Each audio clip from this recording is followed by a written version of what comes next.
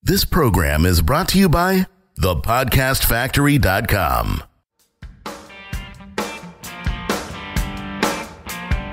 Hi, my name is Igor Kheifets, and this is The List Building Lifestyle, the only podcast which delivers cutting-edge conversion strategies from the online trenches straight to your earbuds.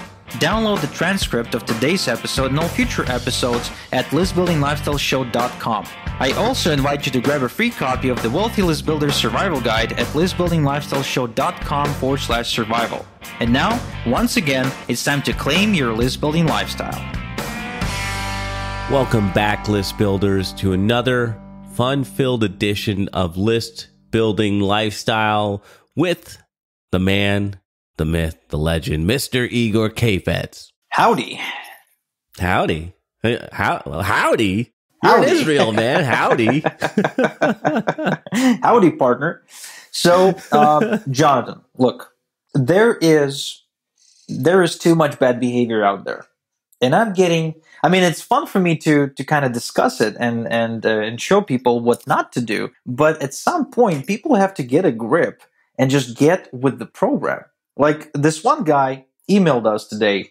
And so check this out. Here's, imagine the scene. So the guy comes in complaining that he can't afford to buy paid traffic and that whatever paid traffic he can afford to buy usually doesn't convert. So we say, okay, we don't know why it didn't convert. Let us first check out your offer. Okay, cool. He sends us the link. Turns out he wrote a long-form sales letter to sell a $2.97 report in which he proudly exposes the gurus and their dirty tricks that they use to trick you into buying things you don't need, okay? And he's just amazed. How come nobody's buying that? Now, I'm not sure how obvious it is to our audience, but it has to be obvious to you and me, just all the things he's doing wrong. First off, you can't go selling a $2.97 report expecting to make any money. Even if you sell 100 copies, that's only $297 for 100 customers. That's nothing. That's absolutely nothing. You can't build a business if you don't have a profit margin. So that's one mistake. But a more fundamental mistake that he's making is that he's trying to sell something people don't actually want. Nobody wants. Everybody complains about the gurus being the assholes of the universe, right? That they sell us the information we don't need and that we're not supposed to listen to them, and because they only want to get rich off of our problems and stuff like that. And I even heard this amazing term from a VIP client who basically coined the entire self-help industry as shelf help. Well, basically you buy a bunch of information that you just store on your shelf. And in some way, she's absolutely correct, for sure. If you don't use it, then it's definitely some shelf help right there. But with this guy, let's be honest, who is willing to buy a report that exposes the way we're being scammed? Really. I don't know a person who actually will spend money to buy something like that simply because it doesn't help. It simply doesn't help. And that information actually should be free because selling such information in and of itself contradicts the whole concept. So I need, when you said $2.97, is it $297 or $2.97? That's $2.99. Oh, $2.99. Dude, really? He can't sell that $2.99 product? That's amazing. That is ridiculous. Now, of course, the physical element and the marketing element of how he tries to sell something people don't want. And that's one thing. But can you imagine how rotten is his money mindset if he's willing to spend 2 months writing a dirt cheap report that focuses on exposing the dirty gurus, okay? And he's basically... I think his money mindset is just in the toilet. And there's no way he can make money even if he raises the price, even if he rewrites the copy or changes the USP of his product. Because I noticed, Jonathan, this may sound kind of weird, but I noticed that some people, you can give them the best traffic, you can give them the best offers and the best sales funnels. They never make money. And, I wish I could follow them around for 24 hours with a yellow pad and write down everything they're doing. But I don't have to, because all it takes is one conversation to find out what their money mindset is. And I'm a great believer in the fact that there is something beyond the 3 or 4 dimensions that we live in right now, where energy that we're not necessarily able to see right? Or feel at times, it moves around. And you can literally think money away. Now, this is, I realize I'm crossing the line here because I'm not a metaphysical guy. I don't believe that if you just sit in the corner quietly and think about making $1 million, you will make $1 million. I'm more of a practical guy. Yes. It's not going to work, Jonathan. I don't like you anymore. Get over it, man. So I'm more of a practical guy. I believe in a proper application of principles on a daily basis and creating habits. We've had a bunch of episodes where we spoke about the kind of habits you want to have. So you may want to scan and go back and check out some previous episodes. But, you can really affect your financial thermostat, which is the term I first heard from Harv T. Aker in The Secrets of the Millionaire Mind. There is such a thing. I know people who can work hard. They're smart people, but they will never cross a certain threshold. But at the same time, they'll never go below a certain threshold, right? I'm sure you have friends like that as well. Yeah, they're stuck right in that level forever. Yeah, absolutely. And so I'll give an example. I met this nice lady who's she's my friend's fiance, my friend's brother's fiance, right? And she's doing well. But the thing is, she's been doing well for the last 10 years. I asked her, your income, did it increase in the last 10 years? She's like, nope. Did it go down in the last 10 years? She says, well, only if you consider inflation, then yeah, it went down with the inflation, but the actual amount of money didn't really go down. And I said, okay, so the people you hang out with, are you the person that makes the most money in that group? She's like, yes. I'm like, well, no wonder. If you change the group and you change the group to a group where you make the least money of all, you will see your income go up simply because your mindset and the way you see the world and perceive everything around you will change tremendously. So, this is the concept of the mastermind, which is why I love going to marketing events and I love, getting coaching, although it's super expensive, it helps you raise that level. And, so back to this guy who tries to sell a $2.99 report exposing the dirty gurus and their dirty tricks. You have to switch the focus to something that can actually help you make money. You have to switch the focus from feeling scammed and cheated by the gurus to take personal responsibility for the amount of money you're earning and say, okay, I deserve what I make right now. How can I turn myself into the kind of person that makes twice as much what I'm making right now? That is a way more productive way of seeing the world than keep thinking about all the gurus that scammed you on eBay and other different services. That's actually what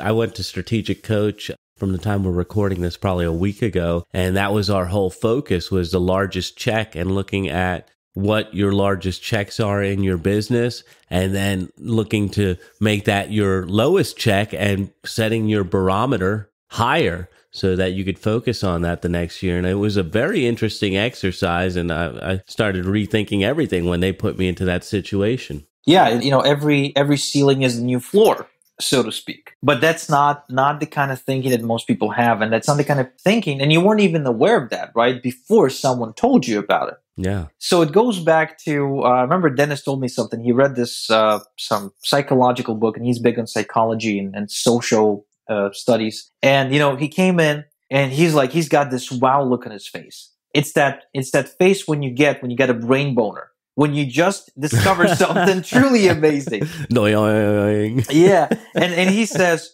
oh my God, I just realized something. I'm like, what? He's like, this person we hang out with? I'm like, yeah. You know why he's not funny?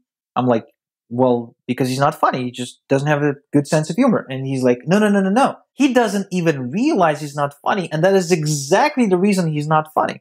And so this is like this loop, this catch-22. So you can't, this guy, unfortunately, can't even see what he's doing wrong until someone specifies this to him. And I made the mistake of being that person. So I stepped into that conversation with that person. I said, look, dude, you won't convert. You won't sell a copy with this attitude. This USP, unique selling proposition, makes no freaking sense. I don't know anyone who would actually pay $3 to discover how they're being scammed.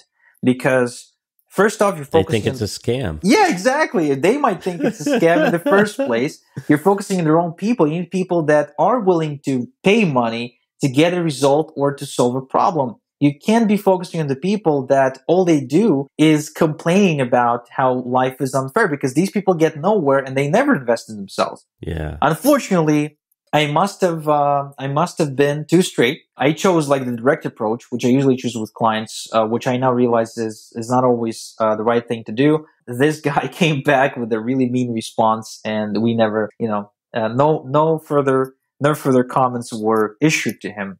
But maybe if he's still listening, okay, if you're still listening, if you're still out there, please stop trying to sell that bullshit report and sell something useful to the people who are actually willing to buy stuff. It's interesting how different positioning could change that, because he's selling it as a scam product, and it might make more sense to sell it as a persuasion secret product, which then people want to know the persuasion secrets of their favorite gurus. Just that little change could make a big difference. Oh yeah, and this is big. Framing is big, and you actually mentioned the USP just mentioned how to basically identify whether or not you're being tricked, and how to basically turn this around and make it into a weapon, right? That you can use to influence people that you want to influence, whether for good or bad, hopefully for good.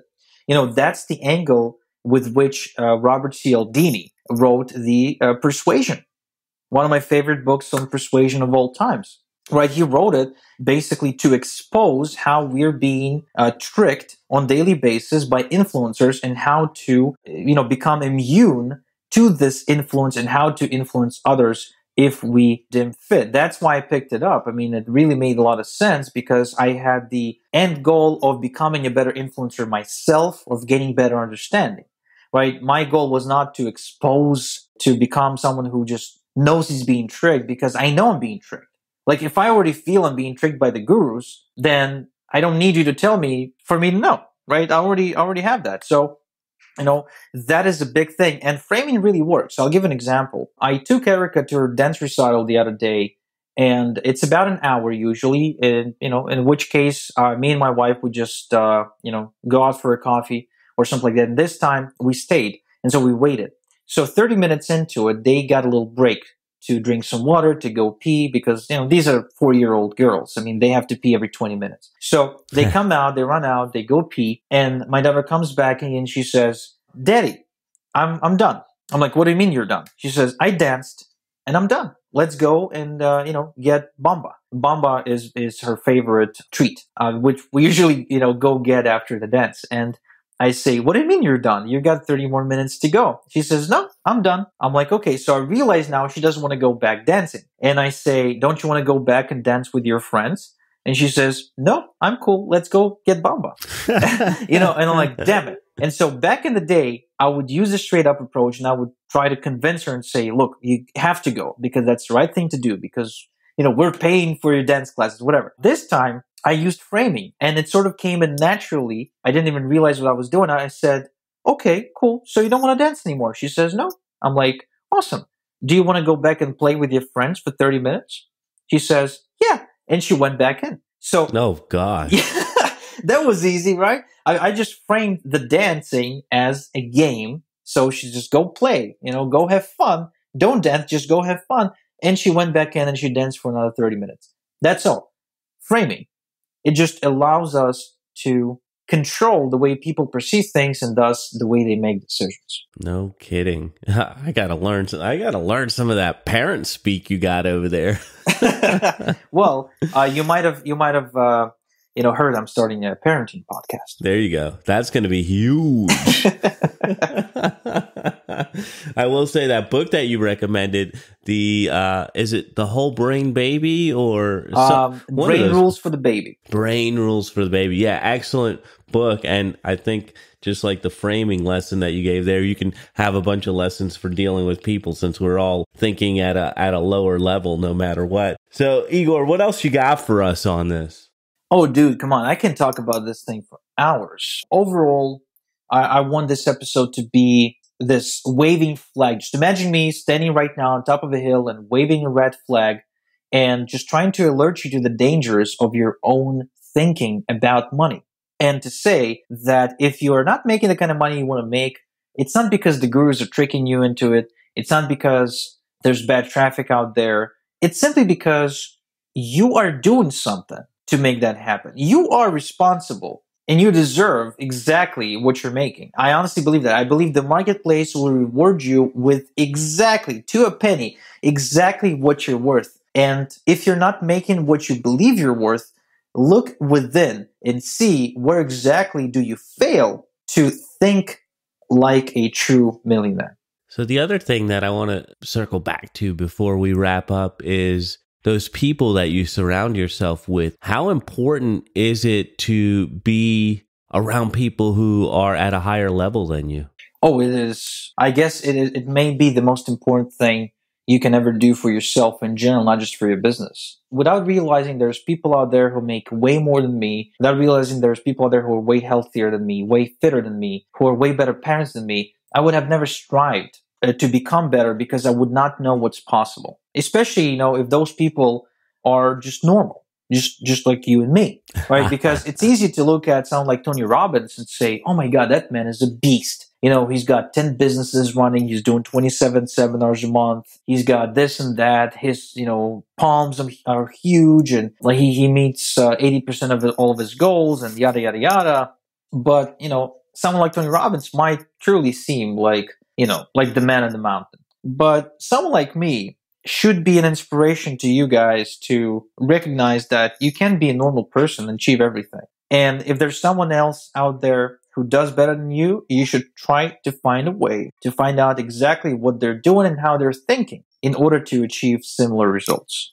Now let's take the flip side of that before we wrap up. How important is it to get rid of those people, like your old high school friends, the people that don't understand that you're in business, all those people that bring you down? How important is it to get rid of them? Well, I guess you could say that unless you do, they will suck you in like a swamp.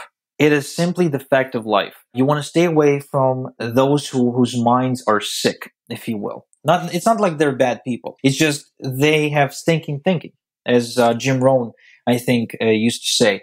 So it's automatically, you won't even notice how they suck you into the same patterns, into the same mindsets, and you have to exit that environment. Now, if you are sort of in that environment right now and you cannot escape it, then just minimize your communication with those people to bare minimum. And if you have to keep communicating with them, learn to not take anything they say seriously. Because the moment you do and you buy into their predictions of your success, you're fucked. Drop the mic. There we go. Another episode of List Building Lifestyle is in the can. Thank you, Igor. Thank you, List Builders. We'll be back with you next time. Thank you for listening to the List Building Lifestyle. Make sure to subscribe on iTunes or Google Play to never miss an episode. Because who knows, just one conversion tactic we share on the show might double your list and double your business. Download the transcript of today's episode and all future episodes at listbuildinglifestyleshow.com. And don't forget to claim your complimentary copy of the Wealthy List Builder Survival Guide at listbuildinglifestyleshow.com/survival. This is Igor Kheifets, and until next time we talk, have a good one.